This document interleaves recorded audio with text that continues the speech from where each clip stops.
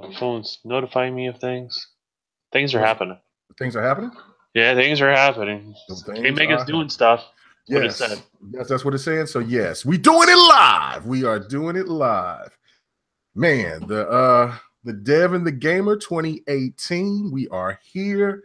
We're back. We're gonna be bigger and better. As other people were saying that I was working on trying to get the streaming to go with what we're planning on trying to do.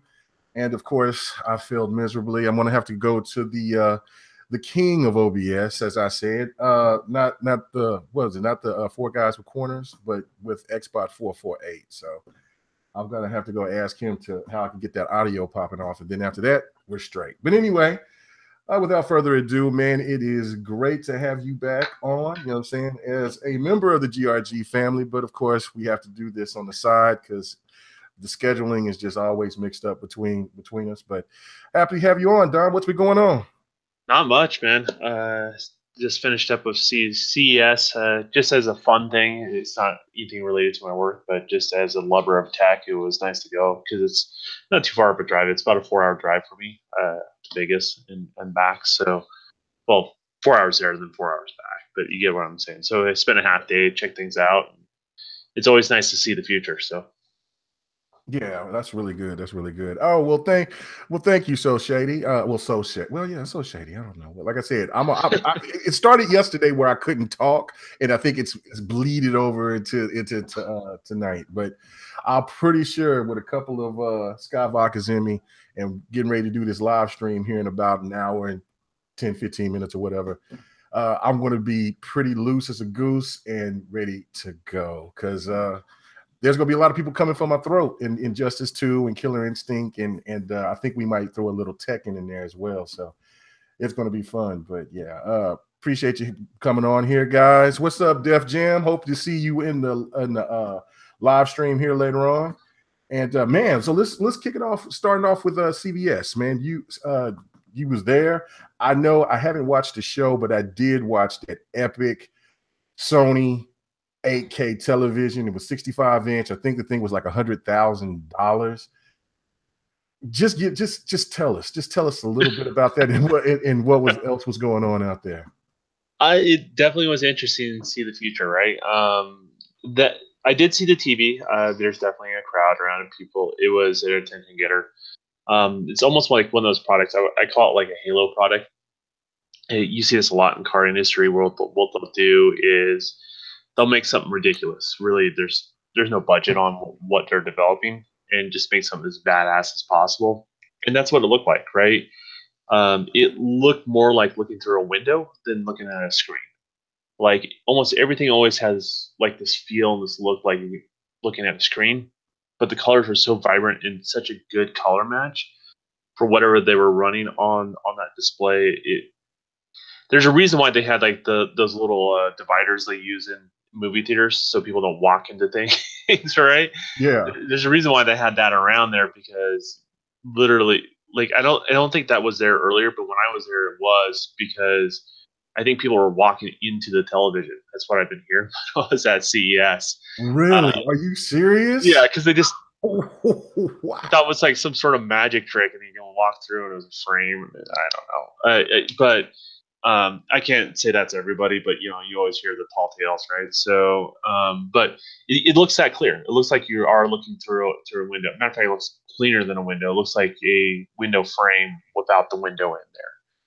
Is the best way to describe it. So, you know, it's nice. I don't, you know, when hardware and software goes up, I mean, I know we're going to dabble into 8K down the road, but that's so far down the road, that sort of thing. I was more just excited just to see that it was possible because you know that technology is eventually going to be scaled down to us, right? What we'll buy, and you know, and it does. I don't even care if like displays get a higher resolution over 4K right now. Personally, myself, I'm more excited for just having better chips inside the televisions, having higher refresh rates, those sort of things, better color range, all that sort of stuff.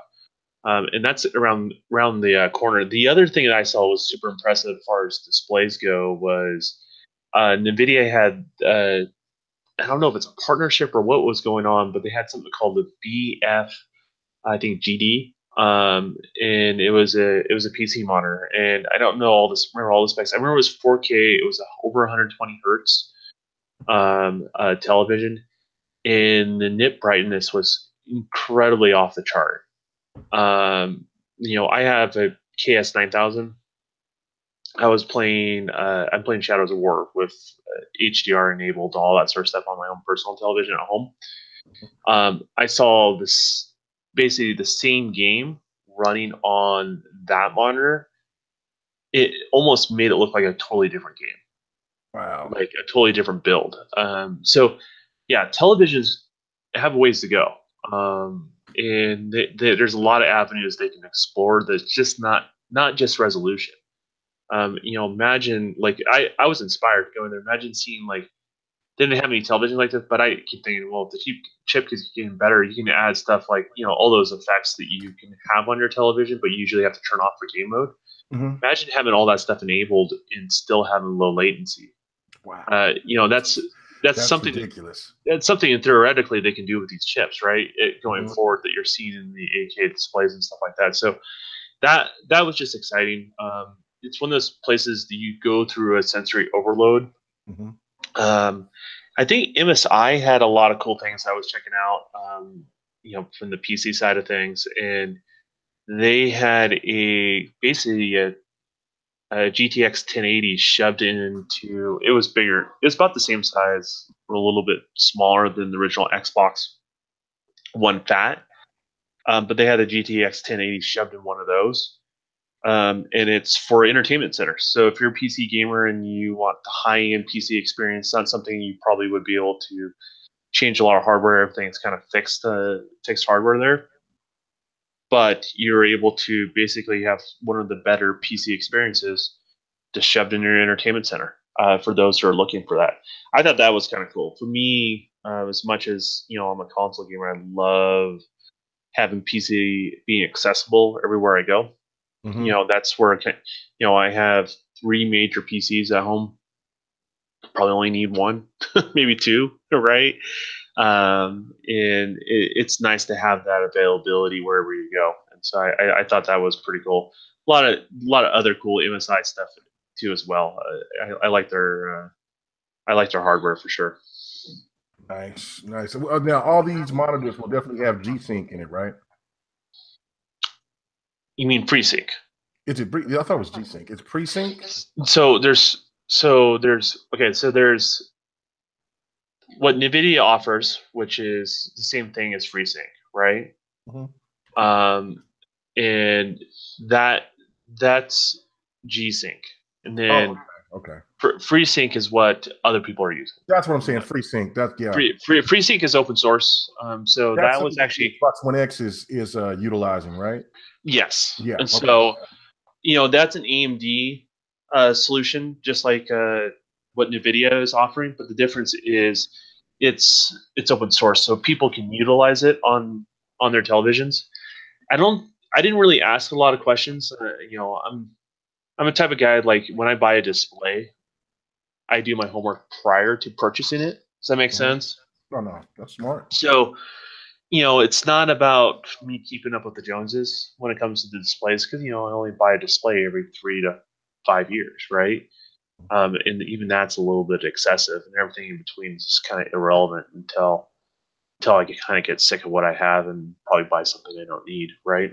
Right. But it was exciting. I mean, you imagine going to Vegas, all the bright lights, right? Yeah. Imagine going to CES and how your sensory overload going into CES. It's pretty crazy. So. Yeah.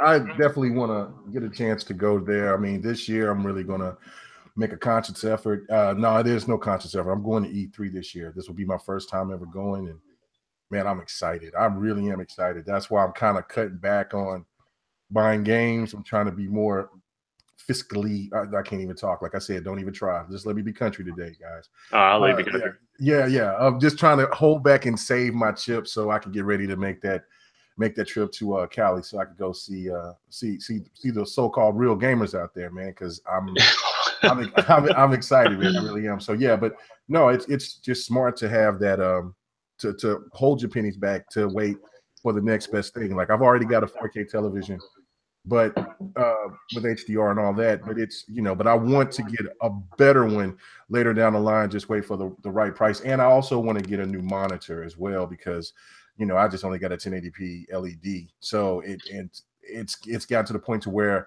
when I look at something with true HDR on the television, and then I'm looking at something on this that I know that it looks better on the TV, and that's normally that's not how that's supposed to work. No, it's not. It's supposed to be the opposite way around. It's supposed to be the totally opposite way around. Yeah. So I'm definitely gonna. I was telling you earlier, I'm gonna get me a new PC sometime probably this year. So I'm excited about that. I wish I could have seen that, and I'm gonna watch the show probably tomorrow, and probably talk about it a little bit more. But yeah, no. Somebody in the chat was asking about. I think it was DJ. Man, yeah, I played the Dragon Ball Z Fighters beta. The game itself is absolutely fire, man. It is amazing. But the downside of it is that net code is broke. And we only a couple of weeks away. Now, when you're actually fighting and stuff like that, you don't get no stutter or anything like that, but it's getting into the match. So I don't know if that's really basically the net code, Don, or is that something else that's going on where it's just maybe it was a flood of people and just people just couldn't play. And it wasn't just an Xbox problem. It was a PlayStation 4 problem as well. And to me, it's hard to say without playing it, right? Mm-hmm. Like performance on it's not anything like scientific, right? But like when you see enough things behind the scene and when you see stuff that's kind of raw, like a beta, like what you're describing there, you can see some things that just seem like, okay, that's just bad optimization of the game, period, right? And there's some things that just show up as like, oh, that's more of a net coding type thing. I mean, anything that seems very rubber bandish, if that makes any sense, where it kind of like does two steps forward but one step back sort of thing. It has a very particular look to it, and that's definitely that's the early signs if it's being a netcode related thing. Mm-hmm. I don't know which one it is until I get a chance to actually play the game. How do you get access to the beta? Do you have to buy the game? Is that what's going on? It's an open beta, so you can just go and it should be in the store. Yeah, so people also got the chance to get it if they it was supposed to be early, but it's just open to everybody.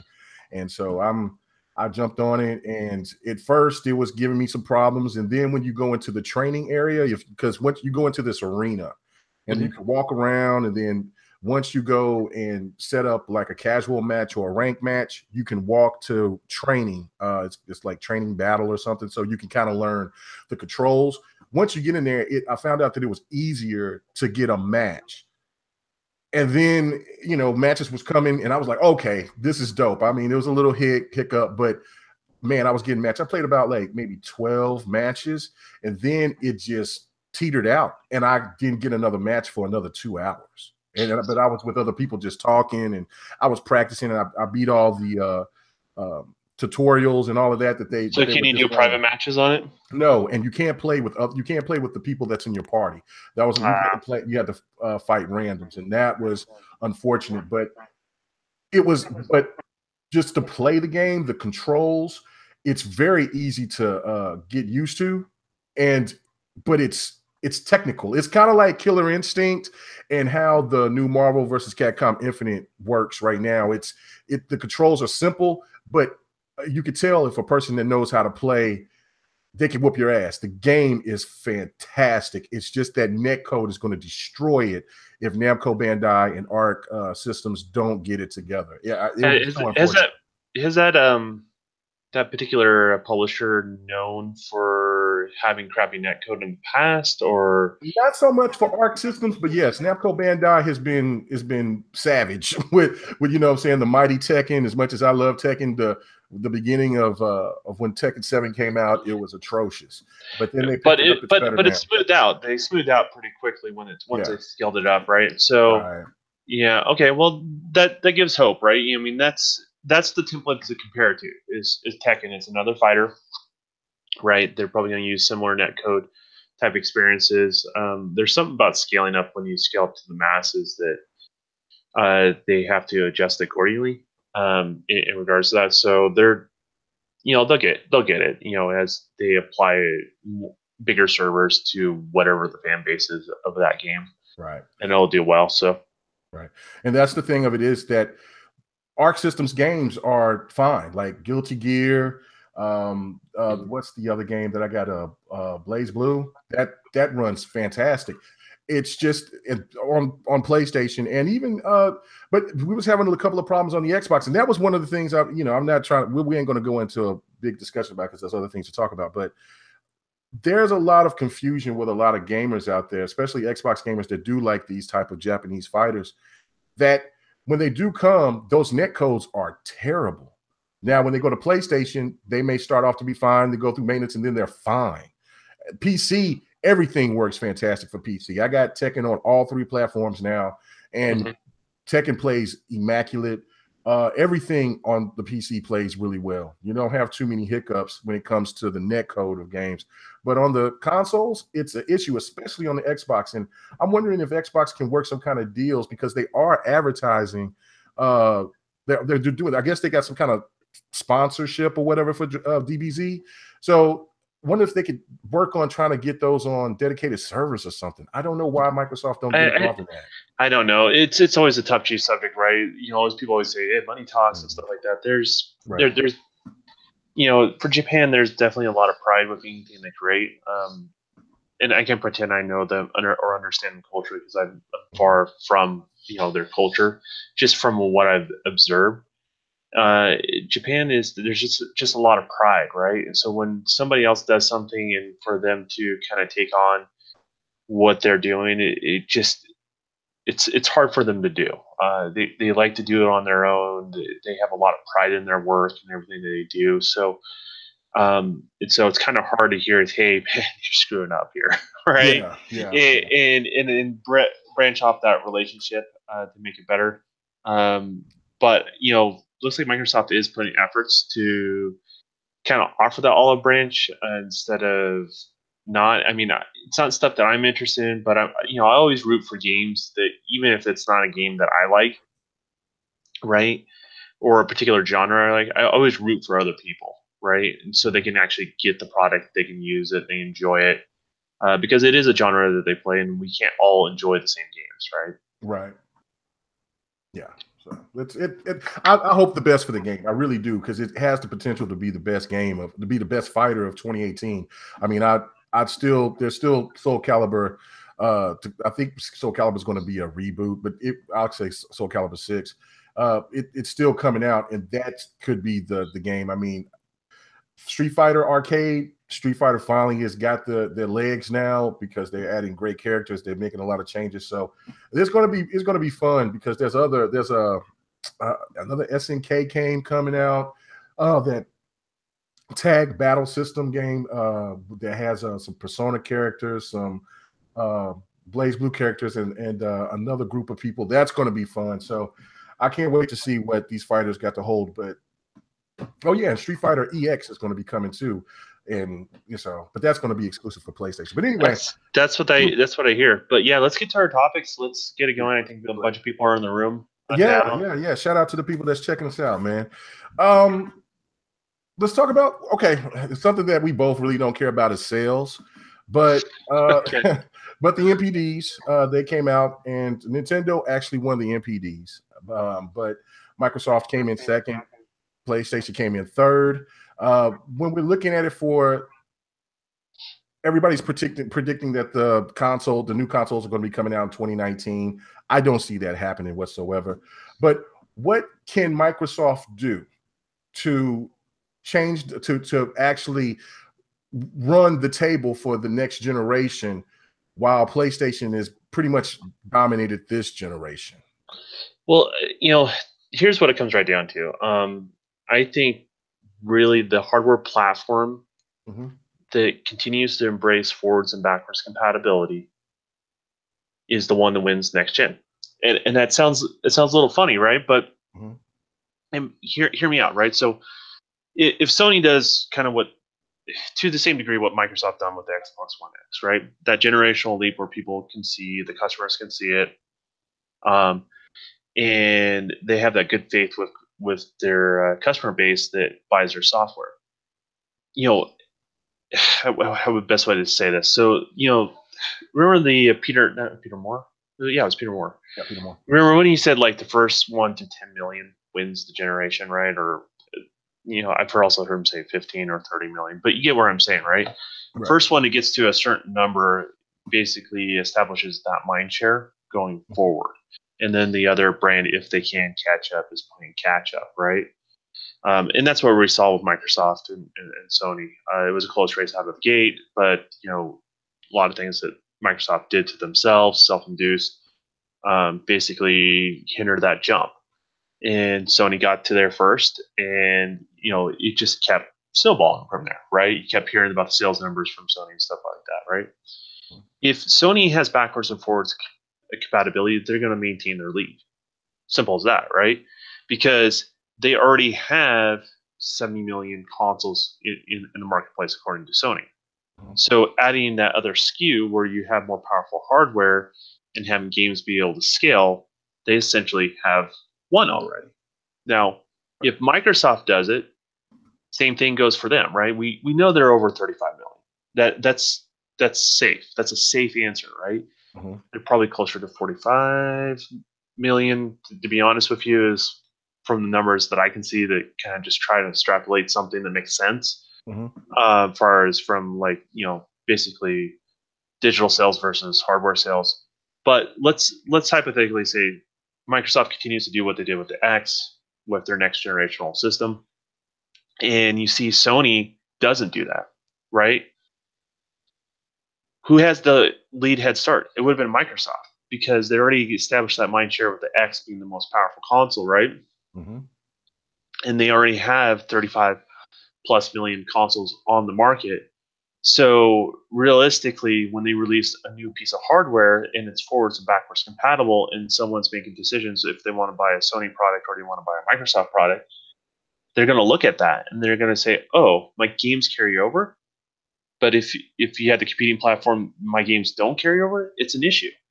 So my big thing is, a hard reset is really going to ruin whatever company that does it. I don't think any developer I know wants another hard reset. They want more of like kind of what we're seeing here, but more refined.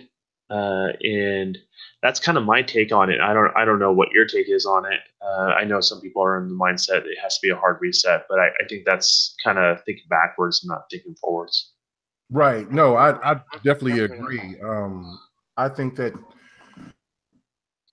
where backwards compatibility, while a lot of people were talking about it and saying that it's that, well, who cares, who plays old games? I know we've heard Mooch and other people that use that, like, nostalgia is a hell of a drug. But the thing of it is that it's just like what somebody in the comments said. I think it was DJ. He said, man, he got to go back to his backlog and play Red Dead Redemption. We're talking about one of the best games that came out last gen, and this man hasn't played it, and that's nothing wrong with it. I haven't played it either. Well, and I haven't had time. Yeah, because there's so many other games to play, especially this generation. In the beginning of this generation, it was really slow, and there really wasn't a lot to play. So you could go back and play those older games if they had backwards capability, but they didn't.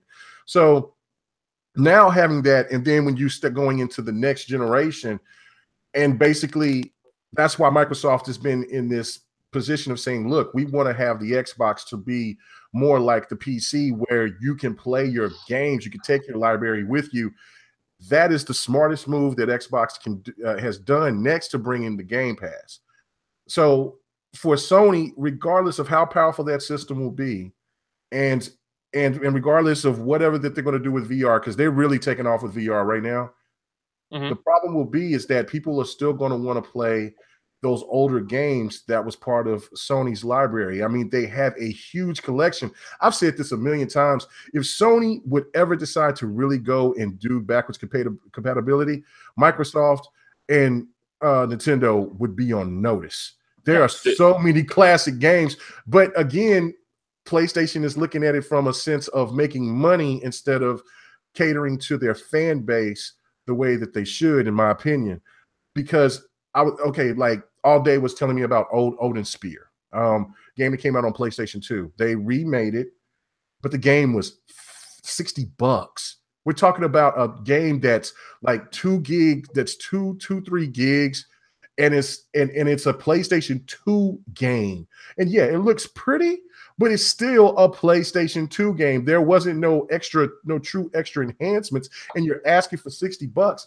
That's not going to work, Jack. Gamers so the effort was minimal, was what you're trying to say, but premium. And here's the other thing too, right? You know, the key thing is not just backwards compatibility, because that's good. That's goodwill for the gamer, right? That's showing that, hey, you invest in stuff, your shit's going to work going forward. Is the best way to kind of describe that, and that builds up faith in the brand. But forwards compatibility is just as important, right? To make people not forced into buying a new piece of hardware. They don't have to buy that piece of hardware. If they're happy with the experience of where it's being scaled at, they can play that experience. And for those who want to have the latest and greatest and, probably have more money than common sense, they'll buy the more expensive hardware and they'll have the better experience, right? Mm-hmm. And we will subsidize the cost for the person who's not willing to dive into it right off the bat, right? Right. You and I both bought X's. More and more people are going to be buying X's, according, if MPD has anything to do with the trend, where we're going to see kind of going forward. And we're subsidizing the cost if that piece of hardware drops next holiday season, right? Yeah. And that's just kind of how it works, and I'm okay with that. I'm okay paying full pop because I get to play it sooner and do all that sort of stuff.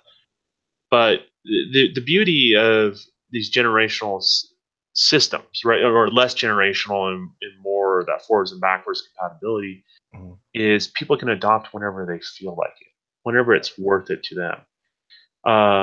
And I think that's more of a natural progression for people than telling you, hey, every 5-6 years the calendar rolls over and it's like everything you had before doesn't matter. Hey, you got to jump on board or you're going to be left out. If one platform's doing that and the other platform's not, then that will dictate who's the winner right off the bat. And it becomes a whole different conversation if they both just say, you know what, we're both going to do forwards and backwards compatibility.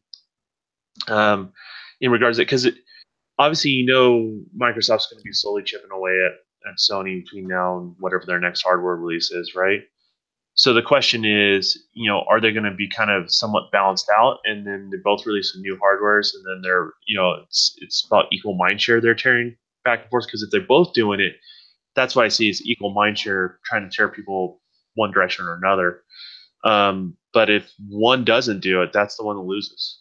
It doesn't matter who it is. Right. And we can't mistake Nintendo, because Nintendo has now found their place, and everybody knows that Nintendo is actually the darling of the industry now. They don't have to be like the big boys and bring out power. They could just bring out their IPs, and Nintendo is totally comfortable of being basically the secondary system. While Xbox and Microsoft is going to fight for number one. And if any other company decides that they want to come in and jump in, it's going to be really tough, because like you said, that backwards, bringing in your library it was the right thing to do now, because I'm telling you, I've been gaming ever since I've been 3 years old. And like now, I have never bought as many games as I have in this generation. I've never owned as many games as I have, and I'm talking about for all platforms that I have. Like, this is crazy. And I'm just got introduced about a year and a half ago to the PC, and now I'm like, I got like 400 games on the PC. I got close to 500 games on my X, and I got 100 games on my PlayStation 4. That's ridiculous. Well, and it's all due to digital, right? Right. If you think about it, right? Like, right. You can't just I'm guaranteed you didn't spend $60 on all those games. No, no, Right. absolutely not. No, I've been doing the sales. I've been bargain shopping. So when products are not selling, right, the price drops. Or if they make it their money back, the price drops, right? So they get the next wave of consumers to buy their products. Mhm. And you know, Microsoft got a lot of heat for a lot of their digital plans, right? But they knew this, right? They had formats of this, and give Steam where Steam has credit. Steam illustrate this right off the bat. That's where Gabe Newell's understood is like the market will determine the price of something, and if the price drops low enough and you offer a good value to the consumer, they will buy that product. And the reason why you have so many games, and the reason why I have so many games this generation already, is the advent of digital and Right. how prices drop. I've even seen hard copies drop in price much quicker because of digital. I see that yin and yang kind of going on there when you see some like sales drop on the Microsoft Store or Sony's platform. All of a sudden, you see them drop in the stores. I think I bought Shadow Wars for like $40. Yeah. That's and that was like 3 weeks later after it came out. So digital is a big thing. Buying actual copies that where the money goes to the developers is a huge thing. And the publisher, right? You cut those people out, they have to maintain those prices much higher for longer periods of time. So they actually secretly they want to drop the price and hit that master market. So that's why game prices haven't shot up to $300 because what the industry has done is it keeps growing on the customer base. The amount of customers that buy software grows along with the costs, and that's why it's been able to balance around the same prices. That obviously there's some other economics to factor into it and stuff like that with touchy subjects like microtransactions, but that's the reason why you're not seeing games going above that price, and that's the reason why developers don't want the base game to go above that price. So Right. And I mean, that's digital was smart from the beginning. I mean, if you just look at how music came about, like we came from the 8-track to the album. Well, we had that, what was it, the album, the 8-track, then it jumped to the cassette, then it's a CD, and now we're on digital. I mean, it's very rare to find us to well, you can still buy CDs, but just people just can go stream and use Spotify, all of that. I mean, technology is been great, especially for gaming and for the gamers, because these prices are going down. And it goes back to when Xbox was trying to actually show us what they were trying to do, but they just made a big mistake on trying to show it to us. I mean, trying to advertise it to us. It just was a fail on their part on that, because if people had those benefits like they were trying to give us in the beginning, man, we would probably have more games, because you would have they was given up to 10 people to you could game share. Can you imagine? You could have every game that's out. You know what I'm saying? I think hindsight's always 2020 on all this stuff, right? Yeah. And I've said this before. You can't force EGAT to entice customers, Right. And there's too much of it. This is the reason why I do what I do, right?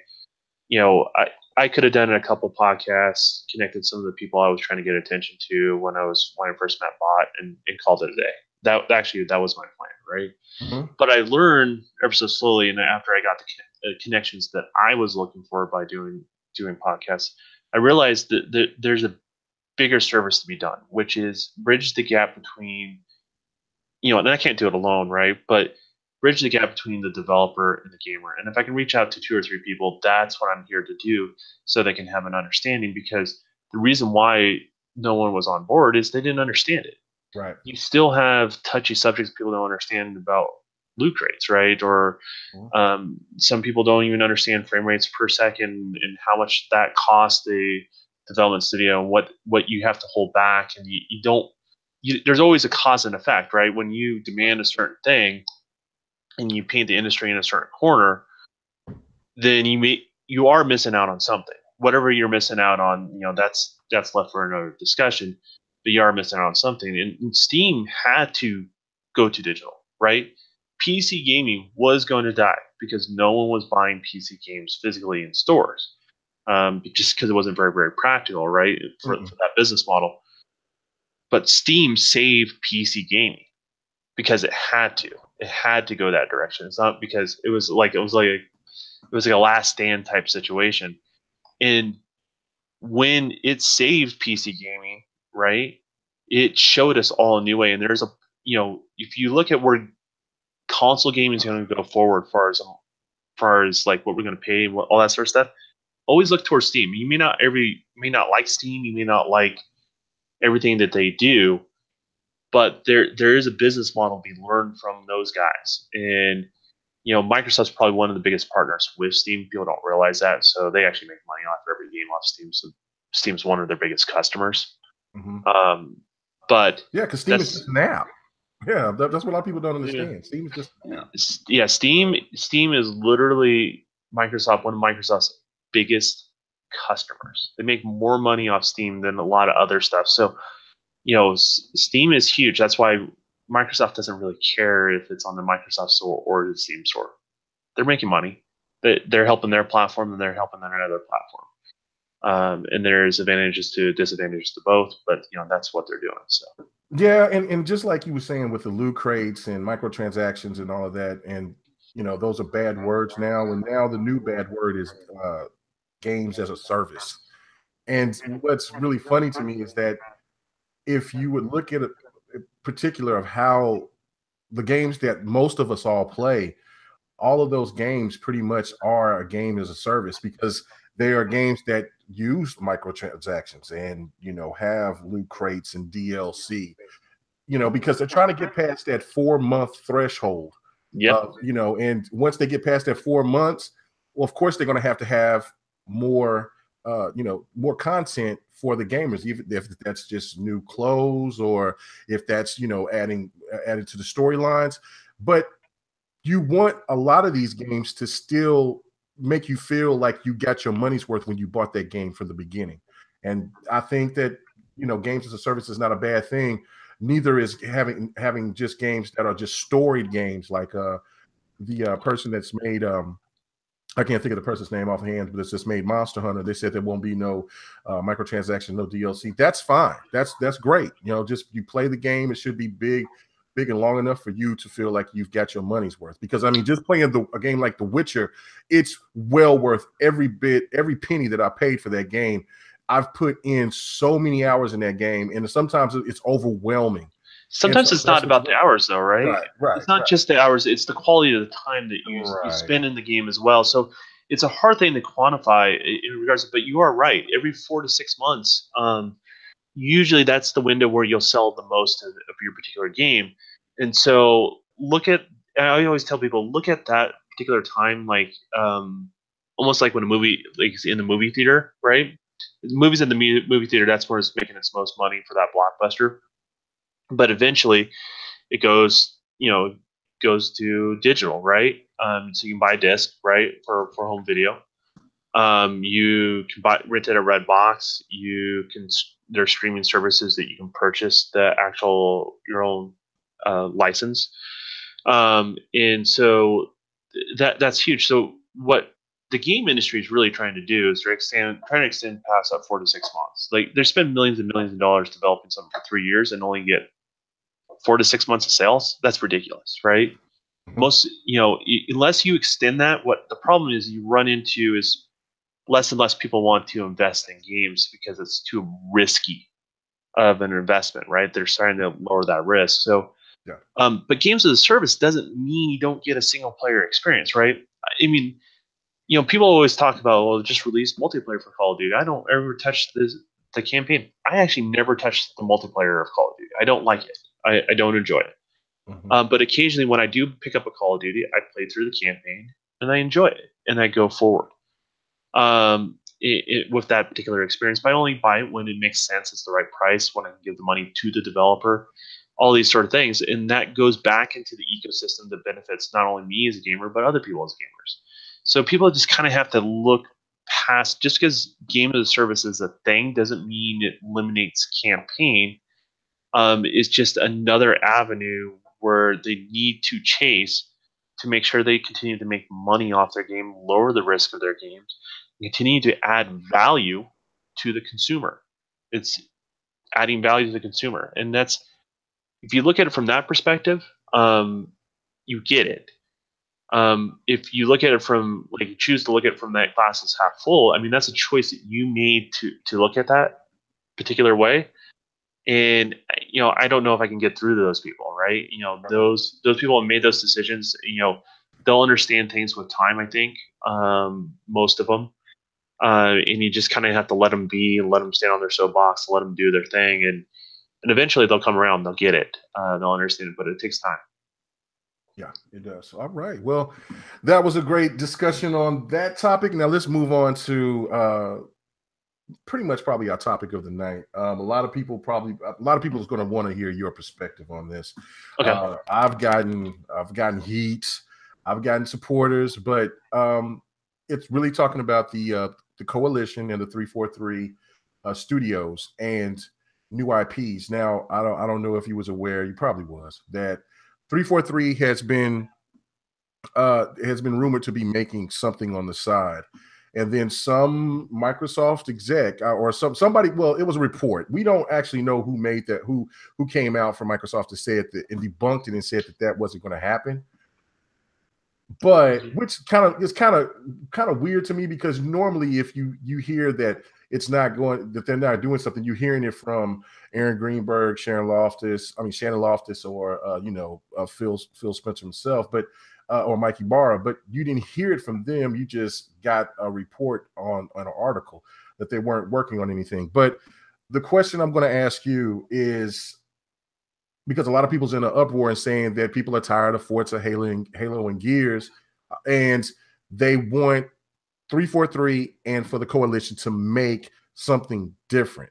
So I want to get your perspective on that. Should they not? Where are you at on this?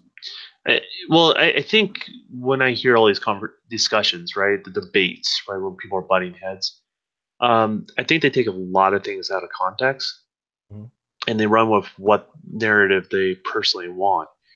The thing you have to do is you have to look at studios, and not two studios are the same. Some studios have this culture where they do want to make multiple different things. They just are. Rare is one of those companies, right? Naughty Dog is one of those companies. The culture of that company or that studio is they want to make multiple different types of games. They have all sorts of different ideas kicking around. And it's not a collective desire towards one particular genre, but it's more or less like, those particular studios are like more or less like cat herding, right? What I mean? Super talented guys. So you have to let their wings spread and let them do the things they want to do, but you have to at least get them to commit to something and do something, right? And then there's other studios that are built with a very specific game in mind, right?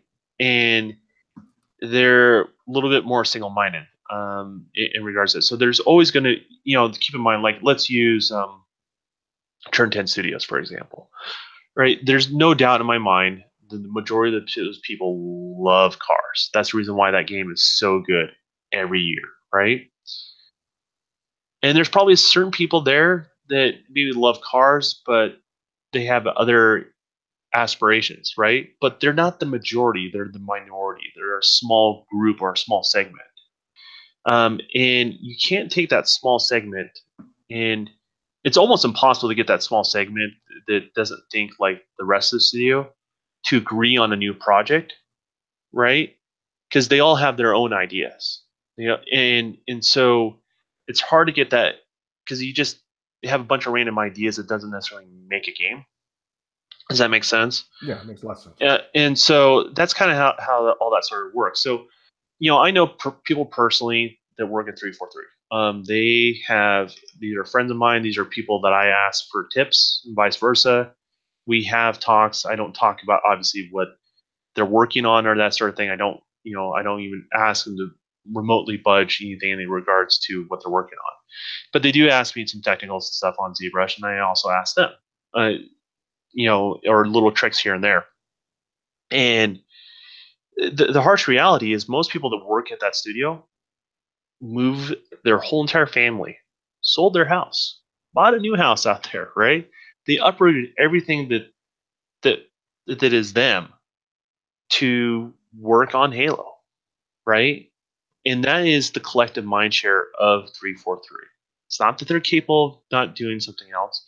It's not that maybe they might have a little desire to do something else, right? Mm-hmm. But the reality is that's why they moved there. The same thing with Coalition, right? Coalition did start as something else, but when they had the opportunity to jump to do Gears, that whole entire company changed. The whole entire atmosphere changed, right? Right. And if the company wasn't on board to be a Gears studio, they they wouldn't change it to the Coalition. It still would be Black Tusk, right? So Black Tusk would just be the company that does Gears and occasionally in some other game, right? But now they're doubling down fully behind Gears. So there's purpose-built studios and there's studios that have creative talent that they're a little bit all over the place. Mm-hmm. And so to compare some of these studios side by side, it just doesn't make any sense. You're comparing apples and oranges. They're both fruit, right? Mm-hmm. But they're different types of things. And I always give like the perfect example of let's say a band like Aerosmith. Like a lot of studios are like bands, right? And they have to get a new drummer. They get the new drummer. They start playing some of their song set before they're creating their new album. It's like, cool, we're gonna go on tour. Everything's good to go. And they go back to the studio later, right? And they're thinking about the new album. They're making some new songs, and that new drummer goes, "Hey, let's do a polka album." you know, I mean, Yeah, you know, do polka, huh? yeah. But what do you think that's going to happen? They're going to look at him a little sideways. Like, ejecto seat. That's exactly what's going to happen. They may laugh at him. They're like, "Okay, I'm just joking, guys. Let's work on Yes. Aerosmith's new album, right?" Yeah. And they work on Aerosmith's new album, whatever, right? And then he brings it up again, and then at that we're like, "Okay, we'll entertain the joke. We'll do a polka song. Okay, well, let's delete that. That never goes to the public, right? Right. And then he keeps bringing it up. What do you think is going to happen to that guy?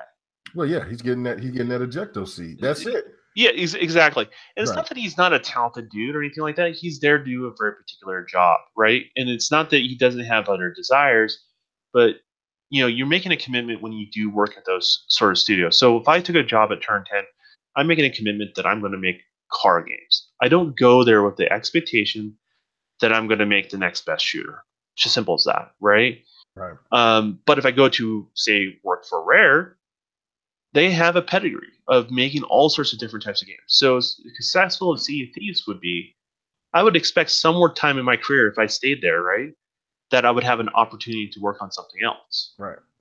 So no developer goes in not knowing this sort of stuff, right? Like, people are think like they're ignorant to the fact that, what they're getting themselves into, right? You know what Turn 10 Studios, you know what Coalition is, you know what, if you're in the industry, you know what these companies are. But what I will say, and this is from what I'm getting, is Microsoft's also interested in maximizing the talent they have at those studios. Mm-hmm. And we're starting to see this where, say, they have a project and they say if somebody's not working on, say, the next Gears, for example, at the Coalition, well, guess what? Someone's helping out with netcode and helping out player unknown battlegrounds, right? Right. That's something we know publicly, right? We don't know about the other things that they're helping out other studios with across the board. So more of the mind share of what they're doing. Yes, you're working on new IP, but also to maintain that talent, they're allowing talent to help out other studios without having to uproot the whole entire company or anything like that, or lose one particular person in regards to that. So that's kind of my take on it. If Coalition as a studio decides to work on a new IP, if that's what they decide on, that's great. If they don't, we don't need to force them as gamers. Let them make, they're adults. Let them decide what they want to do. It's their game, not ours, right? We're just buying a license.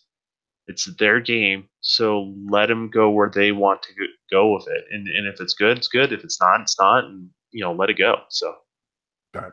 And you know what? That's well said, because I've been adamant about that as well. And of course, there's a lot of people that don't agree with me. And there's somebody that's in the chat that told me themselves this point. And I'm glad that he's on here, because I was going to break down the scenario to him as well. He said that he was an artist, and as an artist, he would feel that his creativity would be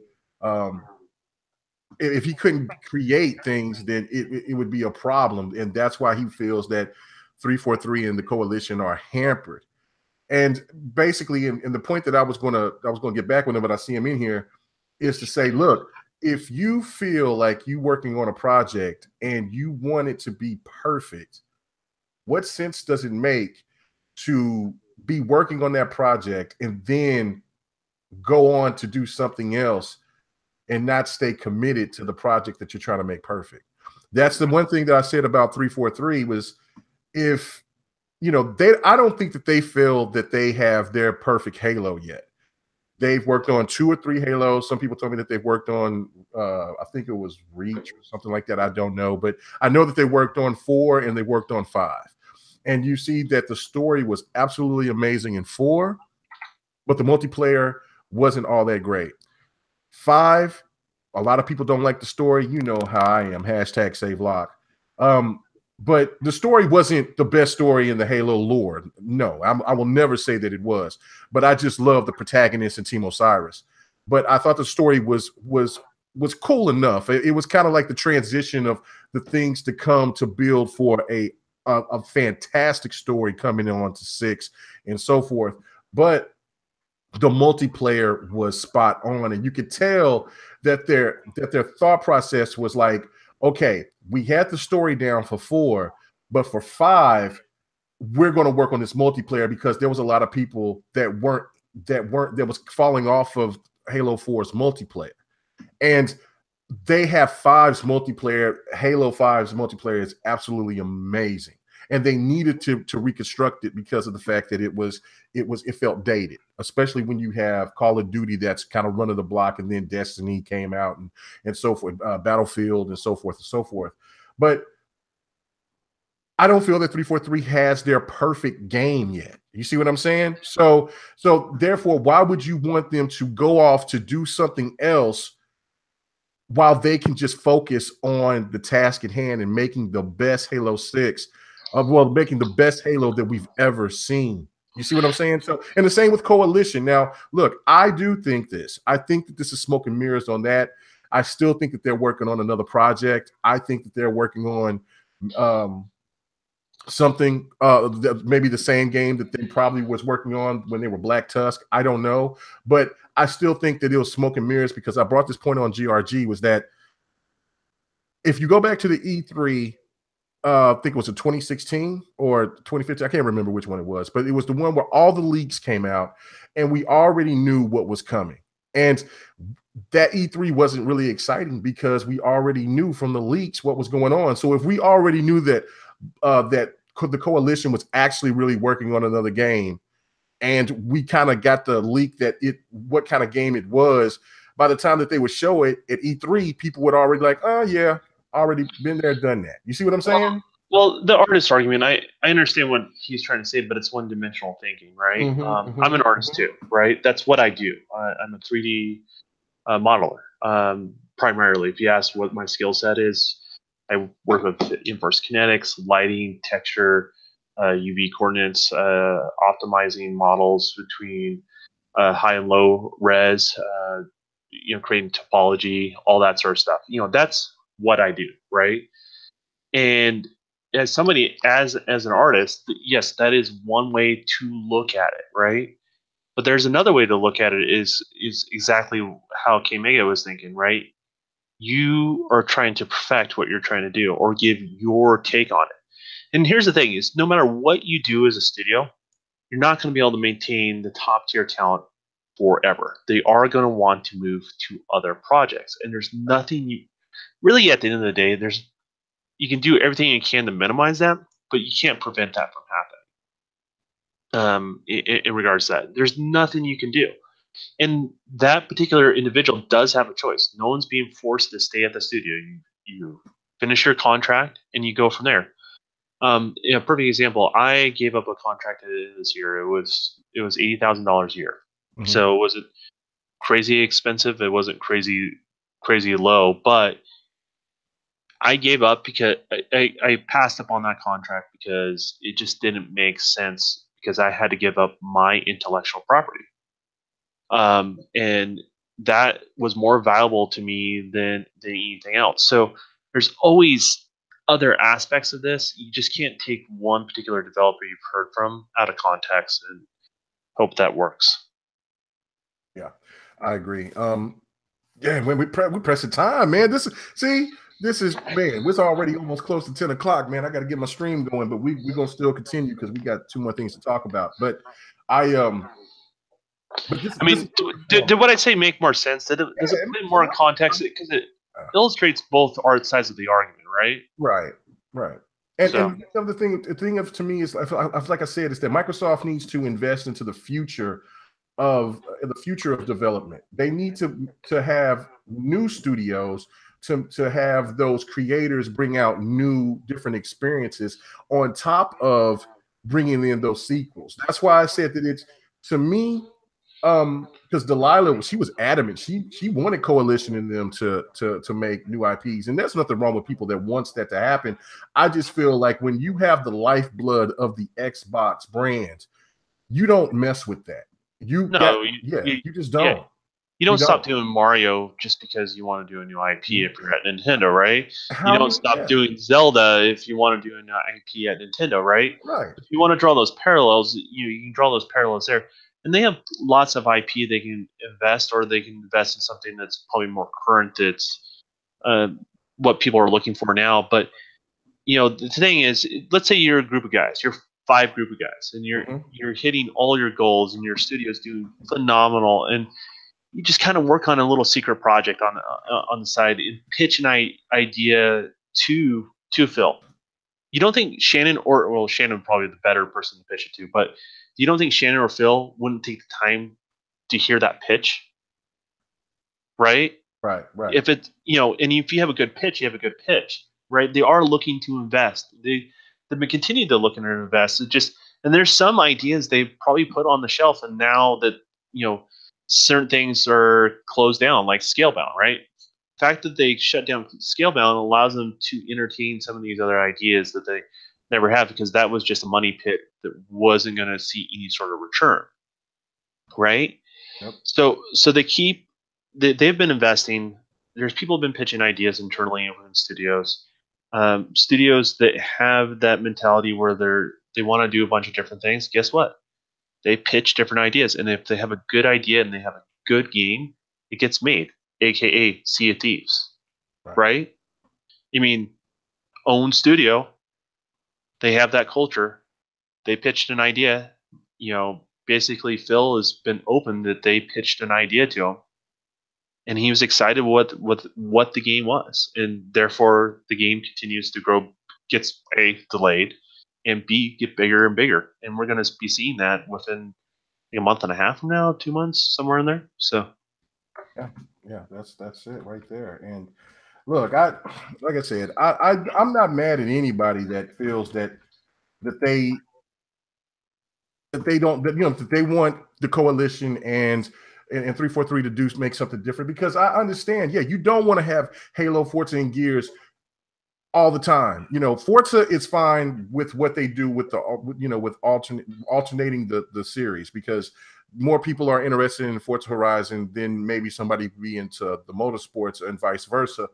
But that's why I've been adamant. Like, look, I love Halo. Halo is it's it for me. You know what I'm saying? That is my number 2 favorite franchise ever since I've been gaming. And the fact of it is that I do not want Halo to come out this year. It kind of seems like desperation.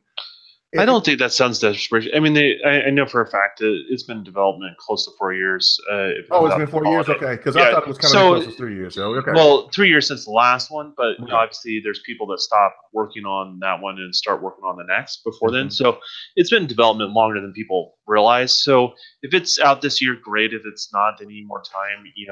That's their I would franchise. just Make sure to do it right, whatever it is. Yeah, I just would hope for them to bring it out next year. I mean, now Yeah. look, if they bring it out this year, the lineup of exclusives that will come out for the Xbox, nobody can talk about that. They've made a huge leap. If they bring out Halo on top of Crackdown 3, Sea of Thieves, State of Decay 2, Ashen, and whatever else that they're going to be bringing as well. So it's what's funny? People say like what you're saying. You're not alone in your thought process there, Kamega. But when you get the announcement and you see it, right? You throw that out the window. You're like, bring me that game now, right? Because you want to play it. Yeah, Xbox, he gets mad at me when I say, man, wait till 2019. But I don't think they need to do that. I mean, when it's ready, it's ready. When it's not, it's not. But my take is this, right? Like, okay, people like Gears if they bought Xbox, right? It's fair to say that people like Forza if they bought Xbox. It's fair that people say they like Halo if they bought Xbox, right?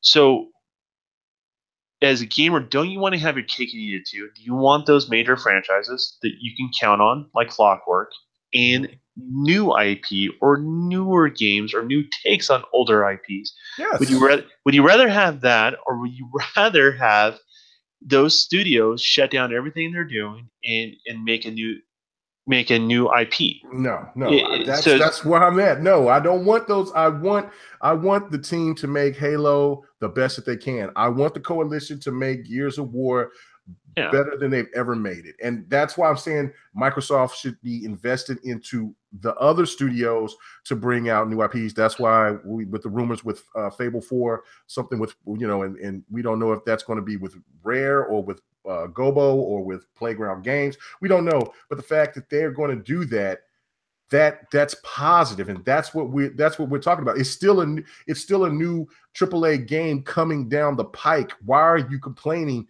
on which studio does it?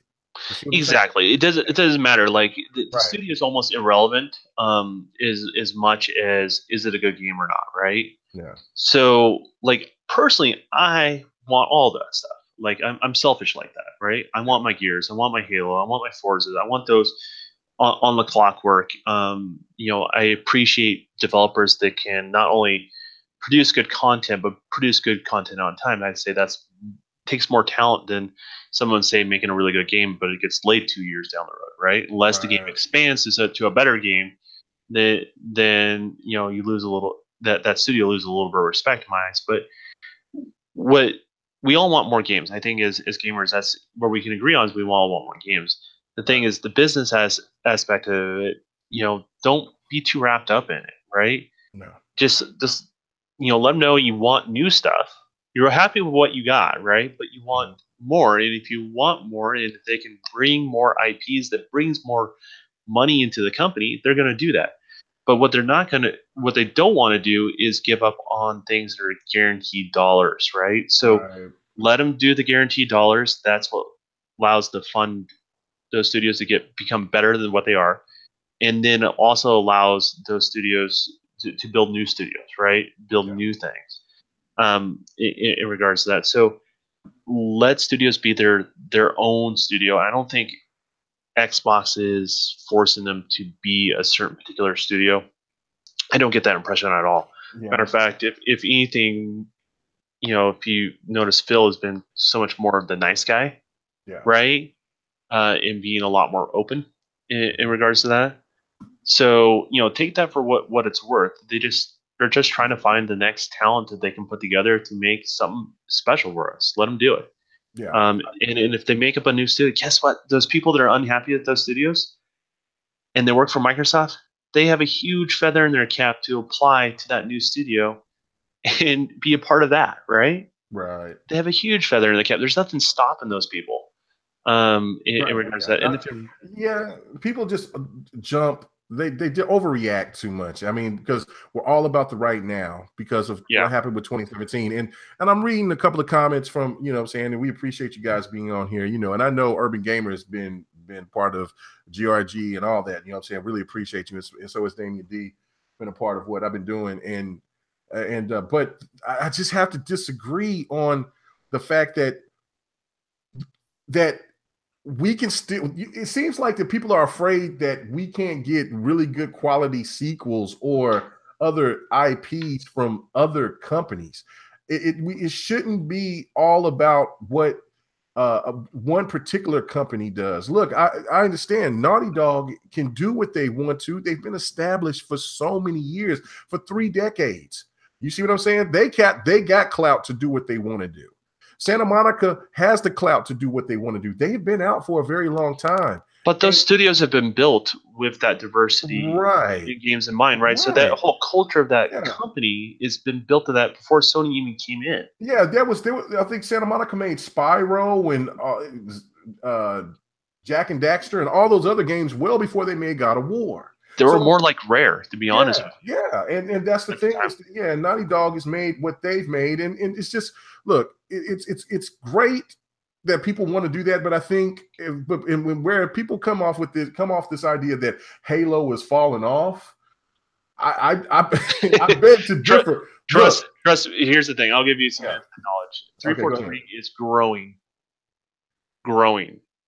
So if Halo's doing worse, they would shrink the studio, right? Yeah. And they're primarily only working on that franchise. No, 343 does more than just the game, right? They work on anything that's comic related, movie related, toys, or anything like that. So everything in 343, that's what people don't realize about 343, right? There's a bunch of game developers, and that's part of it. But there's also a huge segment that has to do with the merchandising and the spreading of that universe that it's outside of the gaming aspect of things too. Mm-hmm. And that's the reason why 343 has been created the way it's been created. And that studio's continue to grow. Huge numbers. They're always looking for new talent. Halo is massive. I mean, if you look at an exclusive, especially at the time where Xbox was not getting the love that it is now, there are people now kind of turning the leaf and saying, well, Xbox is cool. I'm not going to knock Xbox now because of the Xbox One X, the Xbox S, and just the atmosphere of what's going on with Xbox right now since Phil Spencer has taken over fully.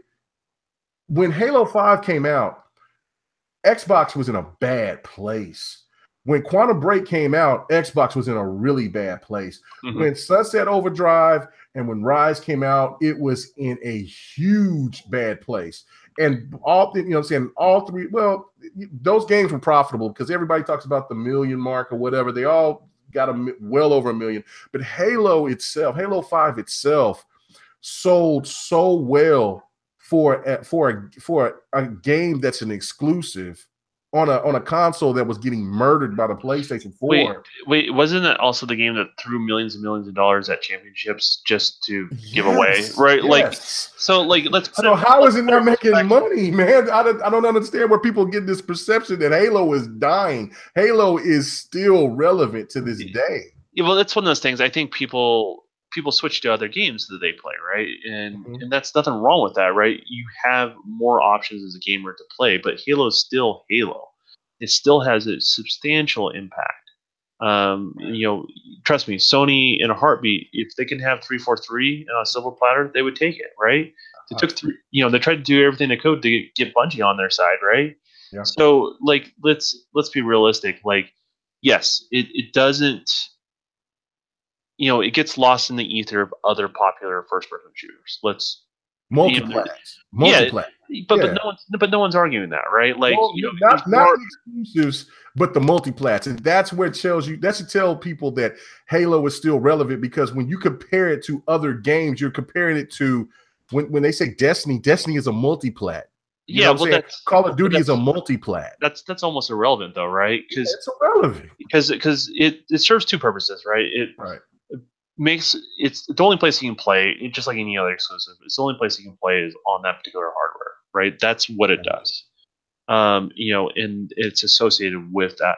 It is the other thing you also want to keep in mind is Microsoft's roughly between, from my sources, right, about 15 to 20% ahead on digital attachment rate versus physical attachment rate over Sony.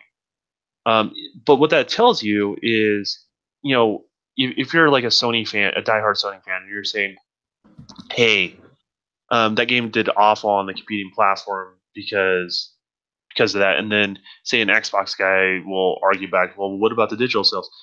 You know, the harsh reality is that argument is going to be flipped on the Sony guy at some time, and I don't think it's an intelligent conversation back and forth, to be honest with you, because what happens is Sony's going to continue to sell more digital. I mean, they're growing. They're just not growing at the same rate as Xbox in that particular area, right? Yeah. But they are still growing in that area. So you're going to see more and more first party titles like that. Basically, the hard copies might not sell as much. I mean, let's take God of War. We're never going to really know the sales of that God of War. I really feel because the physical sales may be low, but doesn't mean it's not going to do well digitally. You mean, and this is me saying that about God of War, and I'm not too excited about God of War. Yeah. But I will say this is doesn't but we're mean both going to buy it. That's the thing. It doesn't. Yeah. Well, it doesn't mean that it will do bad, and it doesn't mean physical copies are a direct correlation to how well that game did. Is what I'm trying to say, right? Right. And we've heard that the pre-orders are soft. Well, guess what those pre-orders are? They're physical copies, so they don't represent the final total what that game's going to do. Right. So where we should care as gamers is, are we going to get sequels if we love the game? That's right. Simple as that. Yeah. Me as a gamer, I like to share games that I enjoy. I don't try to force someone else's opinion to enjoy a game I like, right? Mm-hmm. I'll explain, hey, I like this game, and these are the reasons why I like this game, right? So Halo's doing well. Halo's, they have their highs and their lows, just like any title, right? But needless to say, they've sold quite a bit. They've been given away. It proves in the pudding. They've been giving away money in regards to that. $1 billion franchise. Yeah, and every time they do like free Halo weekends, or they do, it's through the game service, Game Pass service through Xbox, right? Believe it or not, that stuff generates even more sales for the game. It's weird is you give out something free and then you take it away, right? What happens is people want to buy it. And it's interesting that it happens. It happens with Game of Gold. It happens with PlayStation Plus titles as well.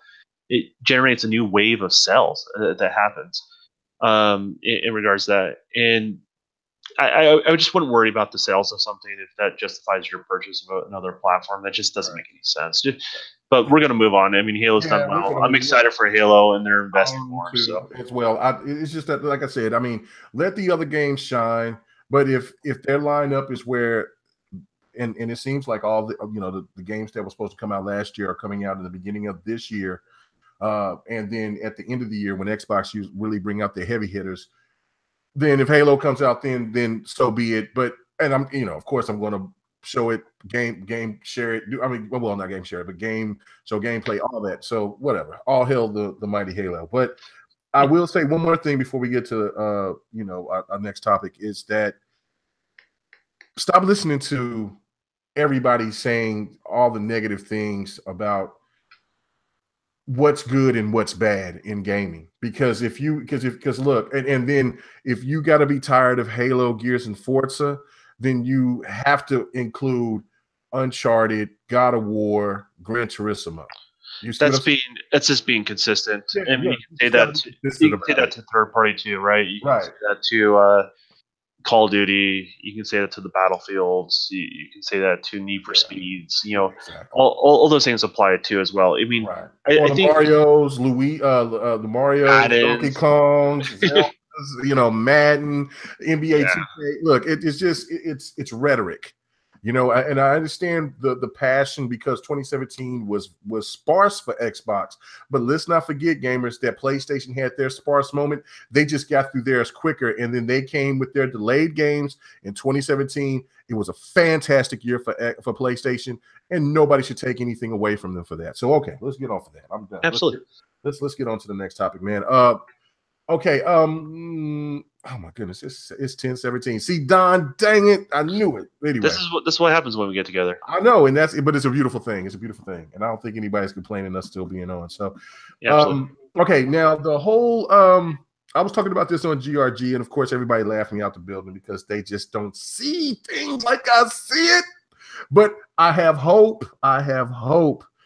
And I showed it to you yesterday because I thought we was going to have next. But anyway, and there was an article from Gaming Bolt, and they had an interview with one of the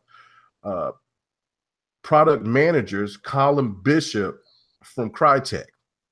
And he was basically just talking about the Xbox One X, and he basically was saying that Microsoft's Xbox One X 4K focus will push competitors to follow suit. And I've been on that level, that wavelength. But the thing that's caught me, right? The thing that's caught me, and I want to get your perspective on this, is what he said. And this is a little quote from him. He says, "Okay, Crytek also feels that Xbox One X to be a worthy hardware upgrade over the Xbox One." We already know that, right? The Xbox One X is certainly a worthy hardware upgrade. And now this is his quote. Its built-in 4K support allows us to achieve even more breathtaking visuals. Those that do not have a 4K display available to them still benefit from super sampling and the additional CPU RAM power, allowing to process more objects in the world. Now, when I read that, right, he sounds like a politician. You know what I'm saying? Because remember, okay, for one, 2 years ago, Crytek and Xbox didn't seem to be on the same wavelength. Crytek was basically they were cutting back on developers. We were hearing rumors that it sounded like they were fighting in the kitchen, right? Right. Companies to a certain degree, and then Crytek had some growing pains and some shrinking pains, I guess is the best way to describe it. So yeah. And so anyway, my thing to you is that regardless of all that, it seems like it's kumbaya again, and that's great. But the thing that catches me is this little statement right here. I'm going to say it slowly, okay? Its built-in 4K support allows us to achieve even more breathtaking visuals. So when you say that, are you referring that you're working on something right now? Or, you know what I'm saying? I know that, you know what I'm saying, you're doing your game pitch. You sound like a politician right now. You sound, you're praising the Xbox One X. But to me, and I know, like I said, I got laughed at hard on GRG. Everybody was clowning me about it. But I personally feel that there is something that Crytek and Xbox is working on, and I think it might be Rise 2. What do you think about this? Am I crazy? Why were people making fun of you about this? That's where I'm a little bit confused. Well, because Delilah is smart as a tack. She's wonderful. Yeah, you can't. But she's not very optimistic. She's just not optimistic. Yeah, she's very she's smart as a whip, but she's not optimistic. Of course, all day was all day. Livewire could say it is a possibility, but everybody else, what I'm saying, 108 Dragons, everybody, they just thought that I was, look, it's a possibility. Chuck, Triple Cup and them, they was like, nah, but I think, no, Megan, you just reading into something and it doesn't make any sense. So I'm going to ask you, what do you think? I mean, if I'm crazy, I'm crazy. I have no problem with that, but that just sounds like to me that from one instance that you were in a spot to where you guys weren't getting along, and I know that was like 2 years ago, to now saying that the Xbox One X is giving us this power that we want to push something. It's like we're working with something on you with something. And there's a lot to unpack just from the little bits that they're there, right? First things first, developers love more powerful hardware, right? This is a perfect example where two companies weren't getting along, at least on the outside. That's what it looked like, right? Yeah. Whatever the disagreement was. The media could have made that. We didn't know. We don't really know exactly what's going on, right? But but you get what I'm saying. Like, at least from the outside, what it was presented to us, it looks like they weren't getting along, right? And they're excited about new powerful hardware from Microsoft. That shows you the power of what new powerful hardware does for devs. And people forget developers are customers, right? And that's how these hardware platforms have to treat developers. they're a customer. So with that, it shows them they're excited about the hardware again, which is good. It shows another thing. Obviously, they've been under the hood to a certain degree, and to make that statement alone. So the question is, why would you go under the hood for the Xbox One X? And they also look at Microsoft. They seem like they have an agenda. Anything that's Xbox One X exclusive, right? Anything that's Xbox One X exclusive is getting a 4K update. Even games that people don't think that need it are getting it. Like look at the Master Chief Collection, right? You look at the latest Forza Horizon. They don't need to do that. You look at some of these other games. They're getting these updates, and they're getting these updates for a reason. There's also other agendas from Microsoft. You notice that they're trying to get support not only for the standard Xbox, but their X as well, with every major game engine out there. They want a big title from that engine showing what it can do on its box. So they've done that with Unity. They've done that with Unreal.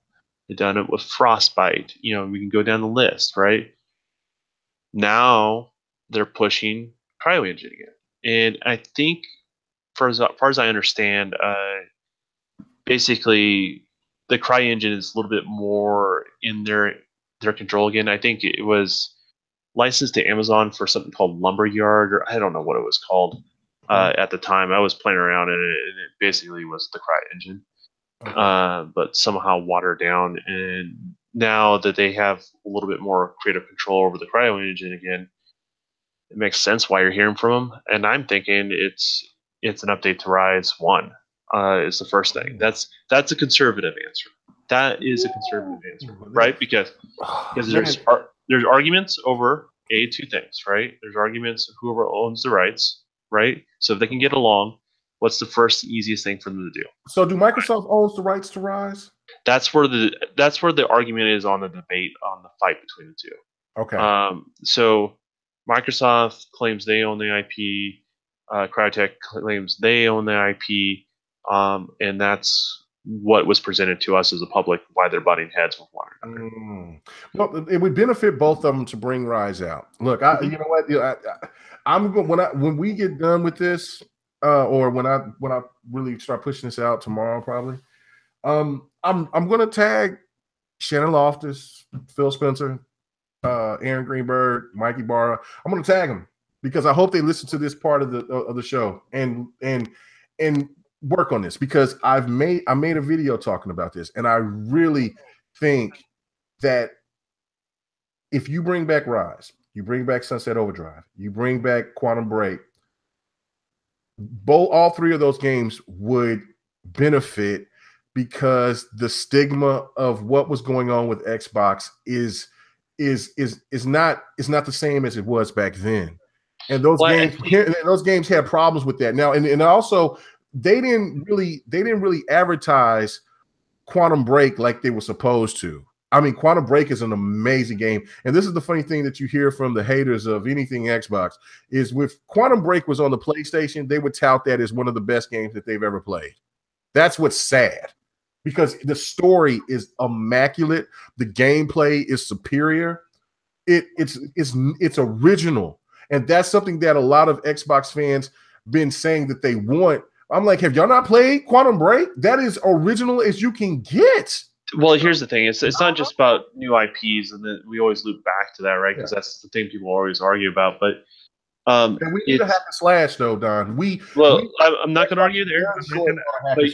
But here, what I'm trying to say is the Xbox consumer is looking to be able to put faith back in the brand. Okay. Yes. And the problem is when you present an IP and they never hear from that IP, it's a one and done sort of situation. Mm-hmm. That does affect the faith that the consumer base has in the brand, period.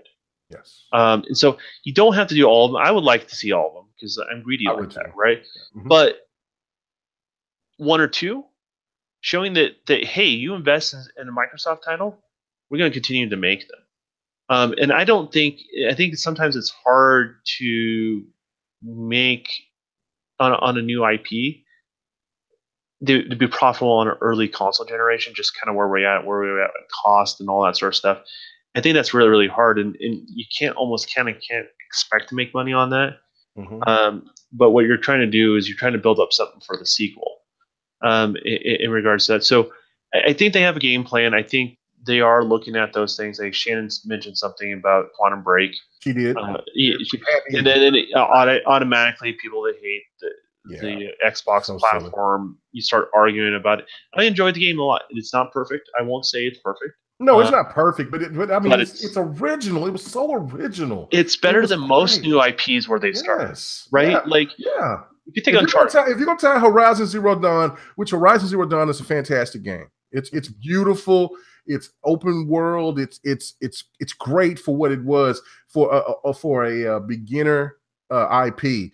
Quantum Break was a step above that. And watch, there'll be people that will record me and say that I'm crazy. K Megas, the L's will come. Well, but you got to play that game to understand that game was amazing for a new IP. And look, Rise.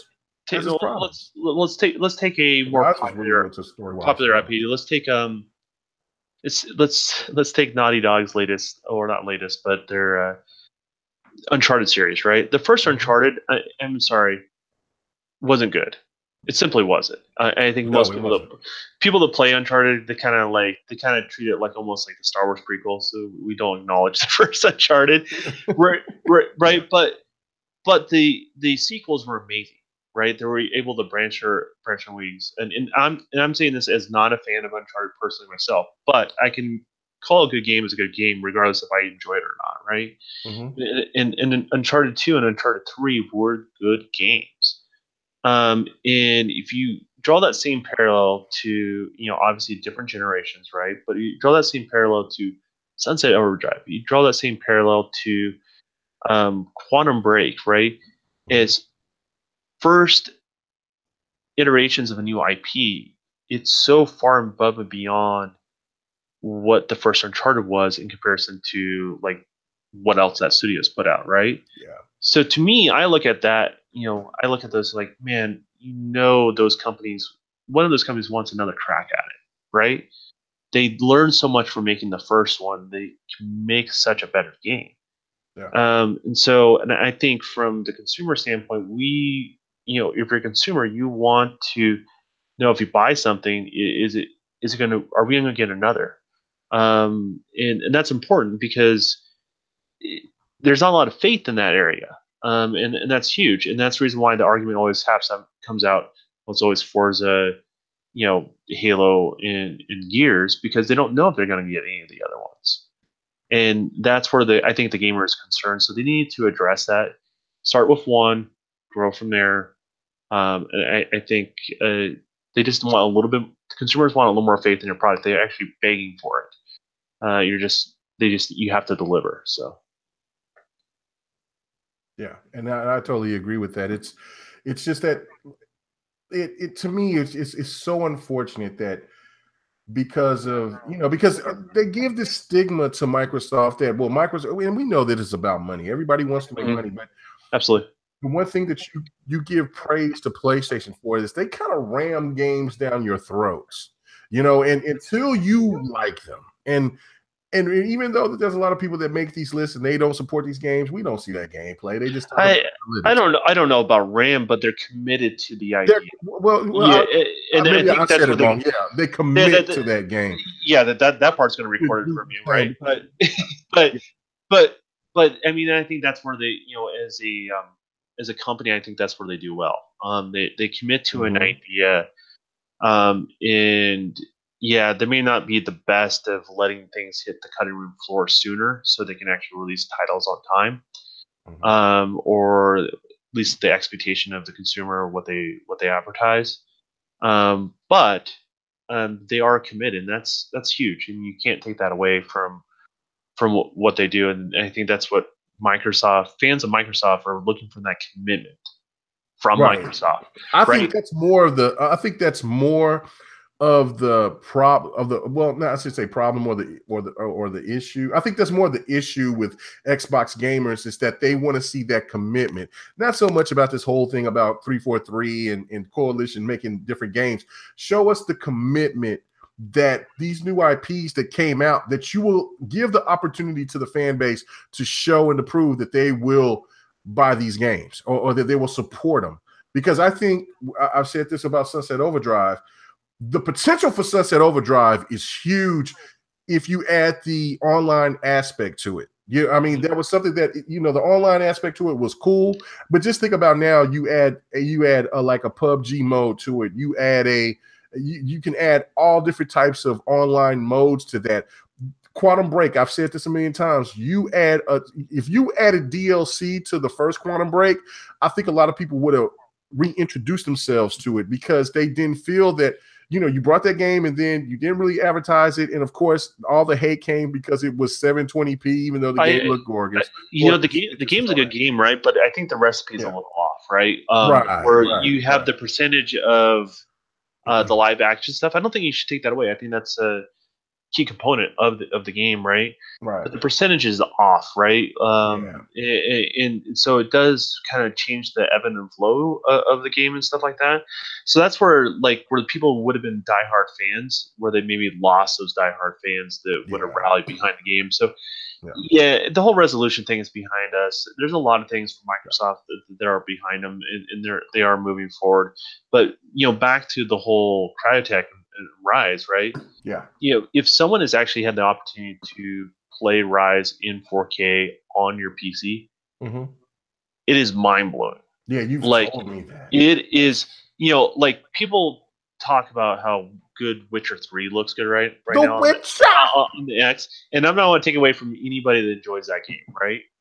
But I would argue, even though Rise may not be someone's favorite game or whatever it may be, definitely one of the better looking games, and it blows the doors off what you see from The Witcher. Blows them away. So imagine getting that with the HDR update. Like me personally would be excited just to see that from Cryotech in regards to that. And every time you get those, you know, next little bumps with Microsoft and Cryotech and how well the game does, the more and more that bridges that gap for the need or want to do a sequel in regards to that. So, you know, they see a boost on sales when they see it on Steam. They see a boost on sales when they see it here. You know, it'd be awesome if they change it to a Play Anywhere title. So you have bought the game and you get the PC version as well, right? Yeah, that's why I said the Play Anywhere has a lot of potential for Xbox. So, you know, and there's some people that don't like PC. I get it, but PC does help out console gaming. So I don't. And Microsoft is a PC. Is started off on the PC. Yeah, absolutely. So, I mean, they got to understand that as well. It's crazy. Look, man, we got this last topic, and I got to wrap it up, man. It's 10:30, Don. I know. I got to do this for an hour, and then look at this. This is fantastic. This is fantastic. We'll definitely have to do it more often. I think we're planning on doing one sometime in the middle of next week, I think. Yeah, we definitely can. Yeah, get a cadence going for sure. Yeah, so. You just can't be hitting me up at 1 o'clock in the morning, and I got to go to work. Sometimes it's going to happen like that. I know you can ask, but I'll fly by the seat of my pants. Yeah. Just like, hey, Megan, you want to do Devin again? Wow, just out. Anyway, last topic, and this is I talked about this last night on GRG. Man, this was amazing to me, because Sony did attempt to try to pull this off with the Kickstarter, and it was with Shenmue. And look, that's a fan favorite for a lot of people. And when a lot of people seen the look of what Shenmue looks like, they need to go back to the drawing board because it looked dated, Jack. When they start showing the fire effects, when it first showed the trailer and all of that, and then when they showed those faces, and I'm like, man, this looks like what, 360 PlayStation 3 graphics? It's like, no, man, you got to go back to the drawing board. And I don't know how much that the Kickstarter helped helped for developing the game. But this, let me just read this to you guys. Let me go to it. I got to go to my notes because this was serious. All right. Star Citizen. Big shout out to Flip Money, Fair East Side, Philadelphia. Philadelphia, stand up. And that's his game. He loves Star Citizen. He cannot wait for the new Star Citizen to come out. Nobody knows when that game is coming out. But in the 3 years from 2015 to 2017, or you say 2 years. Well, no, I guess it's 3 years. Yeah. Star Citizen from a Kickstarter has generated $106.91 million. Development cost? Development costs. Okay. This isn't like, and so when I did my notes and I looked at the difference between every other Kickstarter in the same 3-year radius, they generated 76.35 million. That's crazy, right? Then I went and I said, okay, how much did this cost compared to other games that was developed, and where does it stand? Star Citizen with this Kickstarter is the third highest developed paid developed game in history. Can you tell me the first, Don? Can you tell me the first? How much? I can only think of maybe Duke Nukem. No, not Duke Nukem. I'm going to ask some people in the chat. I know that was in development hell. That's that was in development hell. Yeah. Okay. If anybody listens to GRG, they already know what it is. But can anybody in the chat go ahead and throw me out? What was the highest paid developed game ever made without advertising? Because even with the advertisements, the Star Citizen Kickstarter money was still in the top 10 for Star Citizen. That's crazy. Can anybody do it? Okay, somebody said it's very easy. Anyway, it was KOTOR. It was KOTOR. KOTOR cost $200 million without any advertisements. That's the highest made game in development. I'm trying to think why that would have cost so much back then. But maybe voice actors. LucasArts was like, "Look, you're gonna have to pay us some real change for this." Yeah, I think there's a lot of hands in the cookie jar on that one. Yeah, I think it's the only thing that makes any sense to me on that one.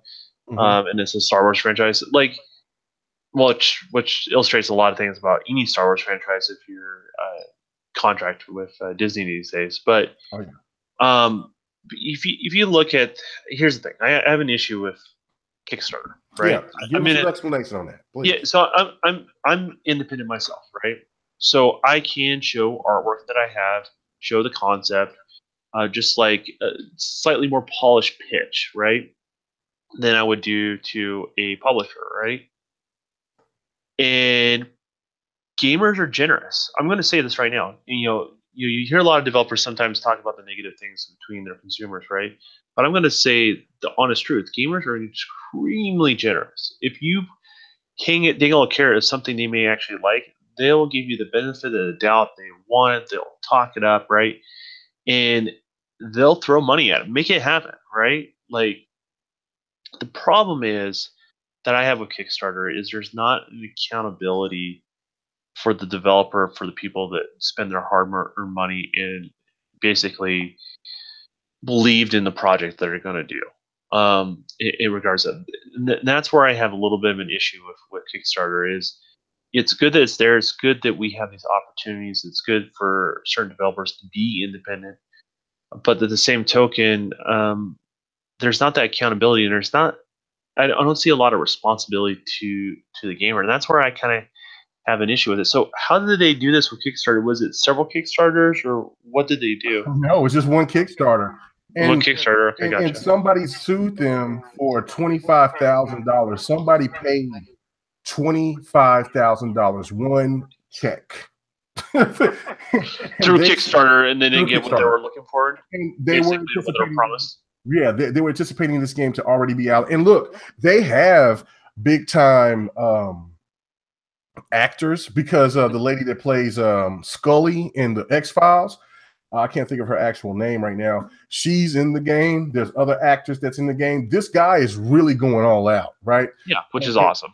Right, which that's what you want for a game, especially if you are helping to get this game off the ground. Well, And there's also that expectation when you made that much money right, on Kickstarter, right? So right.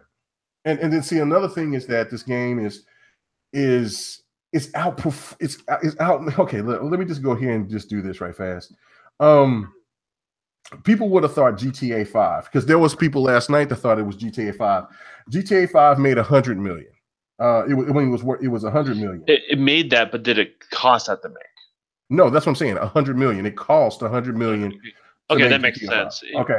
But they get a free pass with the people that invest in it because Well, yeah, because of advertising and everything else. It was they, still wasn't it was in the top 10 and it made more when you add advertisement, but when it can't, but it still wasn't that much more than what the development cost was for for for what Star Citizen did just on getting the money for Kickstarter. Hold on, let me keep reading these games. Two Human. I don't know if you played Two Human. I did. Okay, 60 to $100 million. Max Payne 3 was 105. It was right there close, but it was fourth. Battlefield 4, 100 million. Watch Dogs, 68 million.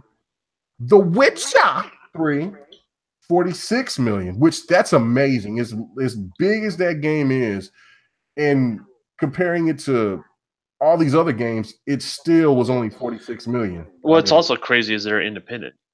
Right. Yeah. Half-Life was 40 million, and Half-Life has been out for a very long time, so that was pretty crazy. Red Dead Redemption was 80 to 100 million. Let's see. There was only two games that had a higher budget at the time, and of course, I told you KOTOR was number one with 200 million. What was the other one, Don? I can't even think. Come on, guys, in the chat, let me know. What was the other one? Oh man, this is not how we're gonna wrap up this. Yeah. Because people are shocked, like, damn. Anyway, and Max Payne 3 is a dope game. That game is amazing. Okay, it was Destiny. And somebody, Really?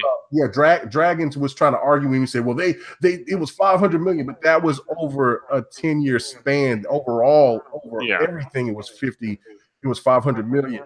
But for each individual game, it cost a certain amount. And so was it Destiny 1? It was Destiny 1 cost so much. Gotcha. 140 million. That makes sense. I mean, making their own proprietary engine, adopting technology.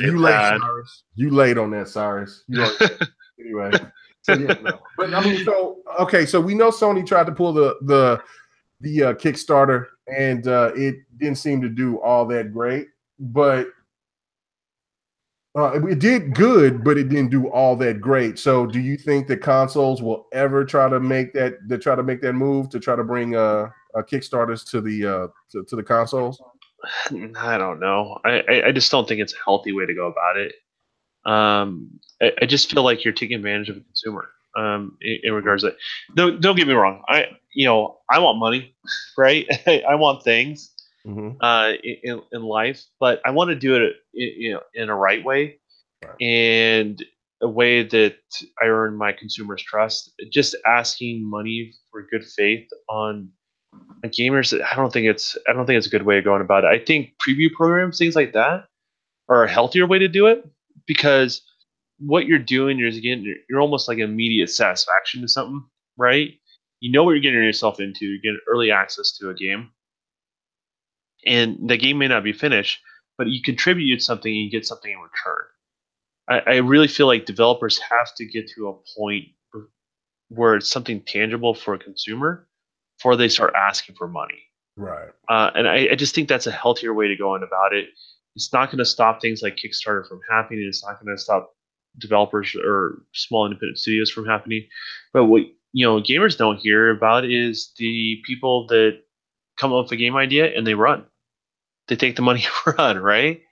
I don't know if Kickstarter's terms of agreements have changed or not over the years, but there were opportunities before. You could just create a Kickstarter, hit your goals, make a certain amount of money, and you didn't have to really put out a product.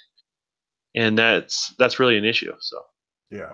So well, it is what it is. I just, like I said, I don't. There's some great things about the PC, but there's also bad things about the PC that I don't want to leak into the console space. I mean, other people be saying, "Well, we don't want mouse and keyboard," you know. And look, I love my boy Crap and Z and Xbot and them, but you know what? I think that is the craziest thought process to have, because excuse me, is that you want more gamers to be a part of the Xbox community.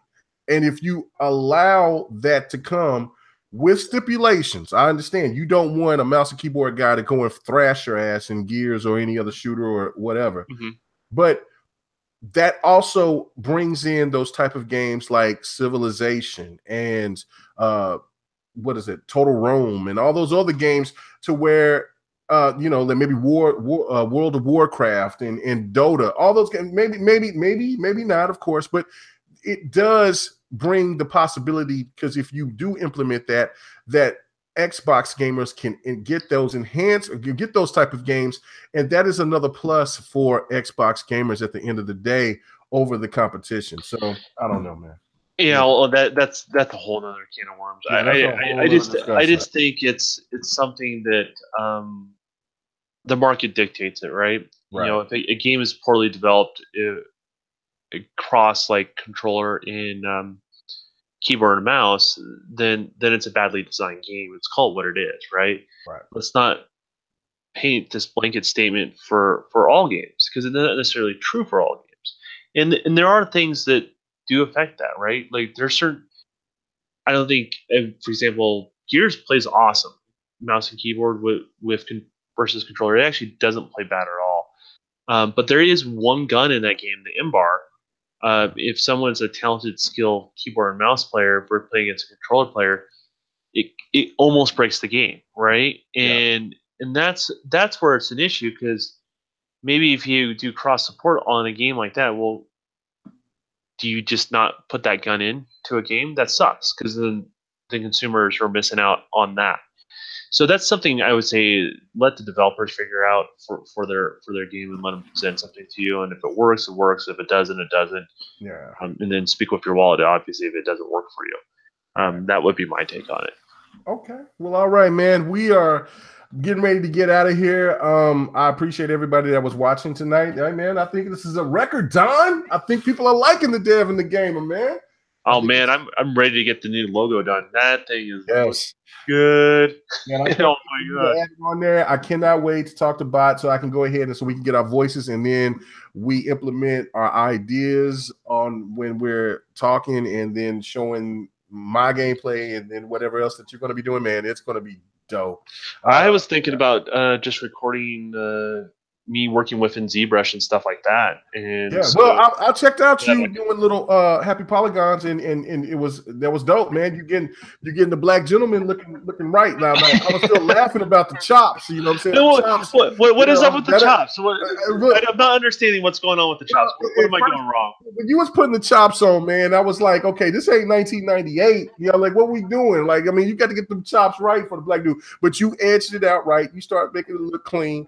But when I first started seeing it when you was implementing, I was like, what the hell is Don doing now, man? Come on, bro. You know what I'm saying? Do you need to do the fade a little bit better on the chops? Yeah, the chops is fine. I mean, if you want to make them a little thinner, that's cool. But you know what I'm saying? Make sure his fade is right. You know what I'm saying? And if you want to make him a modern black gentleman, then African American gentleman, then you know what I'm saying, maybe a fro hawk, maybe some kind of other type of little hairstyle. But you said but see, I ain't gonna try to give out information. So, but I think it's cool the way he is because of what the protagonist is going to be. So never mind, you know what I'm saying. But yeah, well, that's the and I'll even openly we'll talk about it, because I'm going to ask you a question about him, and what he's going to do, because if he is going to be doing something else, then I think that maybe the fro hawk would be necessary. But if not, we'll chop it up. But anyway, yeah, I'll talk to you about it. John's doing fantastic work, and you need to go ahead and check out my boy's channel. So go ahead and give everybody the shout out and where everybody can find you at. Yeah, absolutely.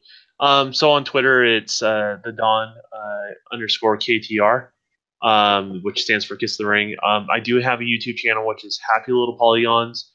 A little less about the console stuff and a little bit more of the development side of things. So it's basically just I'm recording me doing creative stuff for the game I'm working on in regards to that. So I think honestly being a little more transparent with customers allows people to put a little bit more trust in me. So that's the reason why I'm doing it. So you can kind of see you can see the whole creative process. As far as all that stuff, there's obviously more stuff going on behind the scenes, but it's more of the 3D creation stuff that I'm posting there that you can see, and it's a live stream. So if you want to interact, you can interact.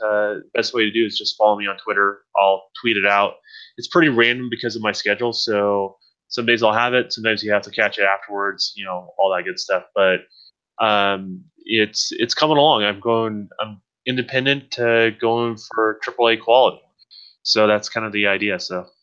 Yeah, I'm excited for what you got to do, but his name's got to be Kareem. That is my name, and Kareem he's got to be Kareem. Kareem, whatever he is, but Kareem is the name. Well, if I started a Kickstarter, Kareem Mega. That sounds legit. No, see, if I started a Kickstarter, I could have had a certain tier when you donate a certain amount that you would be able to have your name as the character. or Kareem Lock. I can do that. Woo! Shout out to Save Lock. Hashtag Save Lock. Man, thank you, Don. Man, this is no problem. This is so fun, man. I mean, I hate that we didn't get to do next tonight, but this was a great opportunity for us to do this at a certain time and kick it off for the new year, right? Yeah, kick it off for the new year. And yes, right after I get done with this, I'm probably gonna take me about 5-10 minutes, and then I'm gonna do my live stream. We're about to do the return of GRG game night is in full effect. We will be on Mixer. Hopefully, I got this new app that I'm working on, and hopefully that I'll be on Twitter and Mixer at the same time. So Twitter and Mixer, or YouTube and Mixer? I'm sorry. Mixer and Twitter. I'm sorry, Mixer. Twitch and Twitter, because I think it can do it on all three. I don't know. We'll see. Okay, gotcha. I'll be on Mixer. Just follow me on Mixer, KMega405, and Don. He always usually comes in and hang out with the goons because it's wild, man. Me 100, Def Jam Bam, and a whole bunch of other characters. I mean, Tax might be in there. He might talk about his prison days. Oh my lord, I want to slow down on that. It's definitely a hood group, for sure. And then Don comes, exception of me. Like I'm like, who's this guy? Yeah. Like, who's Don? Who's this Don guy? Come on, man. And Don, he's like, man, is he a suspect? No, man. Don is cool, man. Don come in and throw jokes and everything. So yeah, anyway, for sure. Make sure you check us out. We're going to be playing Injustice. It's fight night, so we're going to play Injustice 2. Get some Killer Instinct in, because I know there's people that wants to see us play Killer Instinct. If they really want that Tekken to get that work, they can go right ahead and come and play Tekken. But I think that they might want to play Marvel vs. Capcom Infinite instead. So thank you guys for hanging out with us tonight. Yeah. Anything else you want to say before we get out here, Don? No, let's get out of here. Let's get back to gaming. That's what we do. All that good stuff. Thanks for anyone that's joined us live or watching us afterwards. I think me and K-Mega are a little more committed to do this on the regular. So I don't know if it's going to happen every week, but we're going to try our best and go from there. So I have a wacky schedule, so it's not K-Mega's fault. It's my fault. So. Well, no, it's both of our faults. I mean, because like I don't have a set schedule in my job. I mean, I could be going to work at 8 o'clock in the morning, or I could go to work at midnight. So it's really weird how that works. So it's not just all you. It's just that, we working men and we take care of our business, got to provide for our family. So absolutely, it's what it is. Until YouTube want to go ahead and take care of us. You know what I'm saying? Let's respect these millions. Anyway, all right, guys, y'all have a good, blessed night. If it's Saturday night, you know what I'm saying? If you ain't playing the ultimate game, Dance Off, Pants Off, you better have your ass on them sticks. That's what I'm going to be doing tonight because my old lady sleeps. So anyway, we out. Peace.